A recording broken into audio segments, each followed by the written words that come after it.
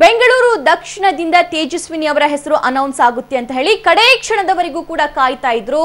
ಆದ್ರೆ end moment ಅಲ್ಲಿ ಇದು ಚೇಂಜ್ ಆಗಿದೆ ಬಿಕಾಸ್ ದ್ವೇಷದ ರಾಜಕಾರಣ.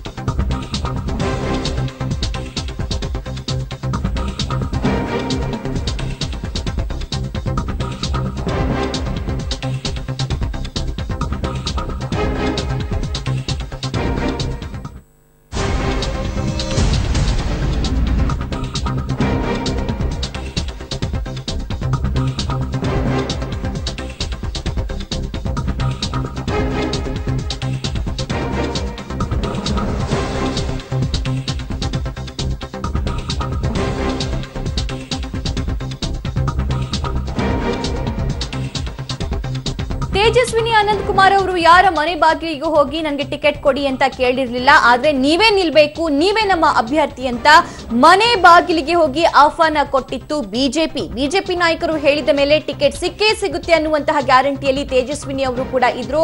ಅವರ ಮನಸ್ಸು ಬದಲಾಯಿಸಿ ಸ್ಪರ್ಧಿಸುವಂತಹ ನಿರ್ಧಾರಕ್ಕೆ ಕೂಡ ಅವರು ಬಂದಿದ್ರು. ಆದ್ರೆ ಅನಂತ್ ಕುಮಾರ್ ವಿರುದ್ಧ ಹಳೆ ದ್ವೇಷ ಸೇಡನ್ನ ತೀರಿಸಿಕೊಂಡ್ರ ಯಡಿಯೂರಪ್ಪ ಅಂತ ಕೂಡ ತುಂಬಾ ಜನ ಪ್ರಶ್ನೆಯನ್ನ ಮಾಡ್ತಾ ಇದ್ದಾರೆ. ಇತ್ತ ತೇಜಸ್ವಿನಿಗೆ ಟಿಕೆಟ್ ಕೊಡದಂತೆ ಆರ್ಎಸ್ಎಸ್ ನಾಯಕ ಸಂತೋಷ್ ರಿಂದಲೂ ಕೂಡ ಹೈಕಮಾಂಡ್ ಲೆವೆಲ್ ಅಲ್ಲಿ ಲಾಬಿ ನಡೆಸಲಾಗಿತ್ತಂತೆ. ತೇಜಸ್ವಿನಿ ಅವರಿಗೆ ಯಾವುದೇ ಕಾರಣಕ್ಕೂ ಟಿಕೆಟ್ ನೀಡಬಾರದು ಅಂತ ಹೇಳಿ ಬಿಎಲ್ ಸಂತೋಷ್ ಅವರು ಹೈಕಮಾಂಡ್ ನಾಯಕರಿಗೆ ಹೇಳಿದ್ರಂತೆ.